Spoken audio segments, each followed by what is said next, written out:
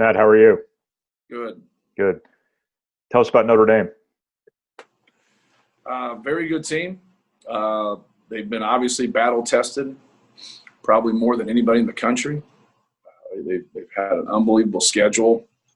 And obviously, with that, um, they're going to come into our game. And like sometimes when you play games, like, as a coach, you're like, are we confident? Are we prepared? Have we played the schedule that gets us in this position? Because obviously, the non-conference really was your setup for conference, and now the fact that we'll play some conference games before they've done that already, we've done that already. It's a little bit different as times are changing right here, which I think are for the good. But they aren't going to walk in here and not be ready. Like these guys are going to be ready. Like they have played some really good people. Offensively, they really put you in a bind with their ability to break you down off the dribble and shoot. The four guys that they start are all prolific, shooters. I think it's hard to get each one of them going in every game. I think that's always when we try to do what they're doing also is put four guys out there that can really shoot threes and have good spacing, with their skill level, but getting everybody to shoot the ball well on the same night is always a challenge. It rarely happens. But if you can, and if they get into that spot where they're getting everything, they're getting their threes, they're getting to the rim, they're getting to the free throw line, they're breaking you down, they have you in rotations, it's going to be a long night for you. Obviously, Dane Goodwin had a great night the other night. Hub is leading them.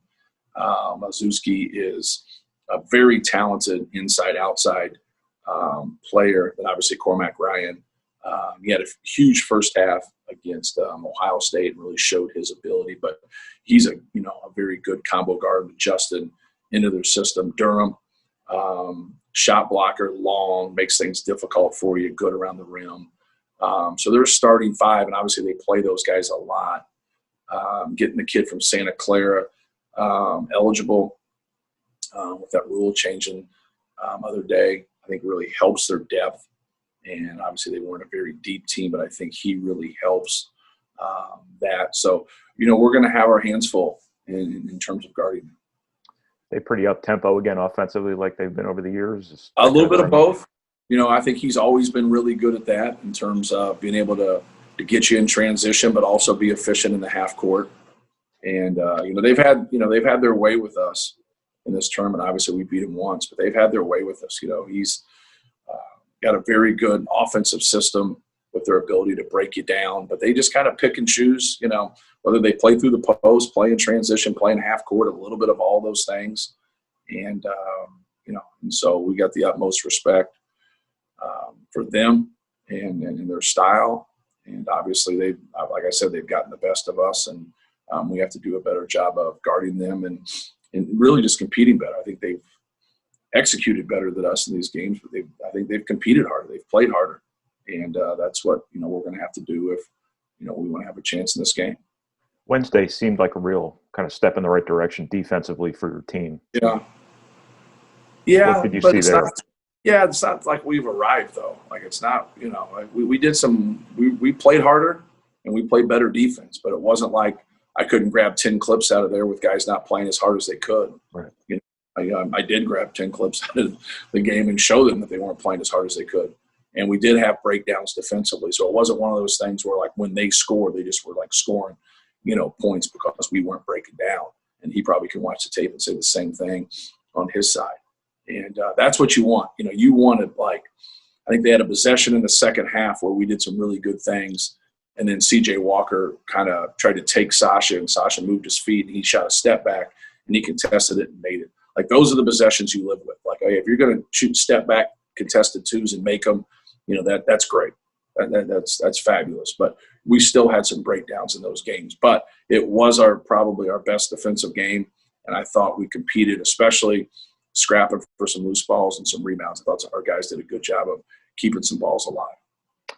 Now that you've got your whole roster available, does that change things at all in terms of now you can really start to kind of figure out what you are, you can kind of grow, you can have the kind of competition and practice that you want, things Right. like that? Well, I think the last part you said is probably the most important, having competition in practice. And I told our guys that nothing's ever concrete, nothing's ever final. And so, like, we had some guys not play as much. It doesn't mean that that's the way it's going to be going forward. And, you have to be able to work on your game, keep watching film, put in extra time, compete in practice, move that needle in practice. Nobody's arrived. There's nobody on our team that's arrived. And, keep working to get better. And that's what great players never feel like they've arrived. They take their successes, and that builds confidence for them. But they also understand they have to learn, from their breakdowns and get those things fixed. And it's just such an important part of somebody's development.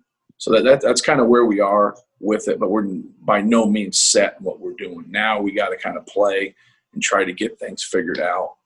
But guys are going to have to be productive. As a coach, you're kind of feeling your way through some things when guys are coming back. Eric Hunter, now into his third game, obviously played better than the first two when he came back. Jaden obviously was very anxious to play and excited to play, had a couple of good things, but, that anxiousness led to some, ill-advised shots, and just trying to get the feel while you're out there. Ethan Morton, didn't play in the second half. It was just one of those games where when certain people stay in it, now you got the next guy who's going to be, playing with those guys, what's the best fit for that, where we are right now. And he's, obviously been through, a real tough deal, but I also know he's really competitive, and he's going to be a fabulous player for us. So, just keep working and trying to get him as much minutes as we get him so he can grow, because I definitely think he can help us. That covers it. Thank you, Matt. No problem. Carmen? Hey, Matt, what's the element that Jaden Ivey will bring to the defensive end for you?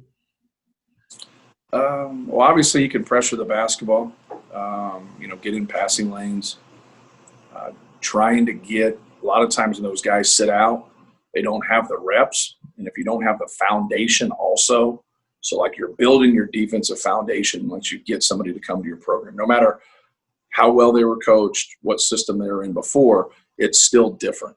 And so now you're building that foundation, and now when you have to pause that and sit out for 3 weeks, you don't get better at that. You get worse at that.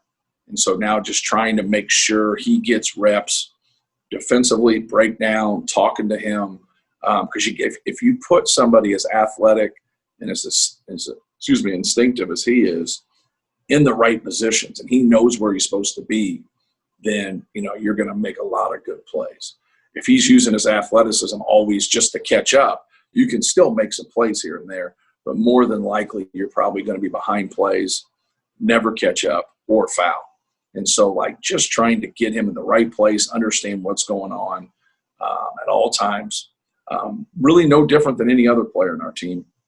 To be frank with you, you're just starting off, as a freshman, so it's harder than you've been out for 3 weeks because of an injury. And so now you add that other layer on top of that, and it makes it even more difficult. You think Purdue and you and basketball program still committed to this event moving forward? I think the contract's up in I think next year, but is this something you still want to participate in if it can work out from a schedule standpoint? Yeah, without question. I think it's been great. And it's for us, I think we have the worst record in it, but it's also something that's helped us too. And so it's we've had Butler and Notre Dame they've exposed us in these games. But also I think sometimes getting exposed by quality teams can make you better, and that's what you want. But I think for the state of Indiana, all the fans from all four of those institutions, it's been a great event. It really has. And I always leave there and I'm like, you're pulling your hair out 80% of the time because you've lost 70% of whatever the percentage is. But I know in 3 to 4 weeks after that, it's like, hey, that game made us better. That game, playing somebody as good as Notre Dame or Butler with the successes they've had here in the past 10 years. Not to say they haven't had success before, but just that's how long the event's been, has really helped us. And, hopefully we can continue. All right. Thank you. Tom, Dakota? Yeah, I got one real quick. Matt, you kind of mentioned it. Do you think this game is usually a measuring stick for you each year? I know 2 years ago after this game, you were 6-5, and then you went on to win the Big Ten championship in the regular season. Is this kind of a measuring stick game for you, whether you play Butler and Notre Dame every year? Well, I think it's, anytime you play a quality team, it gives you a pretty good sense of where you are at that. Sometimes when you don't play a team where you win by 20 to 40 points in a game, you're like, well, we played that game at home. We have more talent than that team. And now when you go play these teams, maybe you have a little bit more talent or they have a little bit more talent or it's equal. You just have a pretty good feel for where you are. And there's nothing that beats honesty. And when you get smacked or you get beat by somebody, you have to evaluate that. And you have to be honest with yourself. And we keep trying to come into these games and obviously get ourselves prepared and win the game, more than anything. But if you don't, now what's happened here, it's kind of a new style, a new system, some people you're going against. Because that's what you do. You play a bunch of different non-conference games. And there's more similarities within your league than there are differences. Even though there's differences within your league, there's more similarities. But when you get out of conference, you get a lot of differences. And sometimes that's good for you. Sometimes it's not. Sometimes you can't see it, watching film. Most of the times you can. I think with this, it's really helped our discipline and helped us get better when we haven't been as successful. Thanks, Coach. Thank you. Tom? Matt, two-part question for you. You've been able to play every game so far, and with COVID being the way it's been around the country and even on your campus, does that surprise you at all that you've been able to do that without any hiccups yet? And what's been the most difficult part of the last couple of months in trying to deal with this? No, it doesn't surprise us. We've learned lessons. We've educated ourselves. The Big Ten's had a very good protocol, but we've also had hiccups in the summer and in the fall. So it wasn't like, we haven't had the pauses that other people are having now. And so it just, it was one of those things where we had them earlier. We kept trying to educate ourselves to give our guys the best chance. But I think with that, you have to give our staff and you have to give our players the credit, because there is a little bit of discipline involved and there is a little bit of intellect involved in terms of, here's the guidelines, stick to the guidelines. Whether you're in the office with the other coaches, whether the players are in their apartments with other players, just stick to the guidelines that they give you. Is it something that's 100%? Well, obviously not. It's not, but it does give you the best chance. And I think our players and our coaches have been diligent. Doesn't mean we haven't had, positive tests, because we have. But each time things happen or things go on across the country, we try to learn from other people's experiences too. And I think we've done a pretty good job with that. But you got to give our players credit for what they've done. Thank you, Matt. No problem. I didn't get your second part of your question. What was your second part of your question? No, you answered it. Just what the most difficult part of the last couple of months has been. You answered it. Yeah. That's for me. And I get. Apologize. I get a little frustrated with our guys at times because, we haven't had what other people had to go through once practice started. That's to me, but it's just regular for them. It's my frustration. That's on me. But I still get frustrated because I'm trying to compare to other people that are having 14-day quarantines and we get to practice, but we still have injuries. So Eric being out for 3 to 4 weeks, Jaden being out for 3 weeks, Manny being out the whole time and just coming back. In each game, it's not like other guys aren't banged up a little bit. And we have 11 guys from a scholarship standpoint. So it's not like we have 13. But that's to me, I wanted to work through and still run all of our stuff and not simplify stuff. But with that, when you try to put that load onto young players who, I didn't even mention Ethan being out a month because of mono. Now their learning curve, that goes quick, man. That goes quick. But we've tried to be as demanding as possible for them to understand everything and then just keep harping on those things. Don't give into them. one of the things everybody wants to do is play right away. But with that comes accountability. With that becomes responsibility. Like I know we got guys on our team like, damn, everybody's mad at me or everybody's on me. Well, you're playing. Like I can stop yelling at you and you can go sit by the water cooler if you want, but you're playing. This is what you want. Well, there's some accountability with that. Like, it's not a pickup game. Like execute on offense, do what you're supposed to on defense. I promise you're going to have more fun. So that element of it, we've tried to really stay on our guys about that. Like we went into film the other day and we beat Ohio State. You wouldn't have watched the film and felt like, man, like this is a feel good. They don't need that all the time. They just don't. But when they do what they're supposed to, man, they got to hear that they're doing the right thing. And so, like, I've always tried to be that way. I've always tried to be positive, even if the outcome's not great when they were trying to do what they're asking. But I'm the other way when they neglect it or they act like they don't know, because they know. We take this test every day for 3 hours, and they know what's going on. You just got to concentrate and do it. Thanks, Matt. All right, thanks.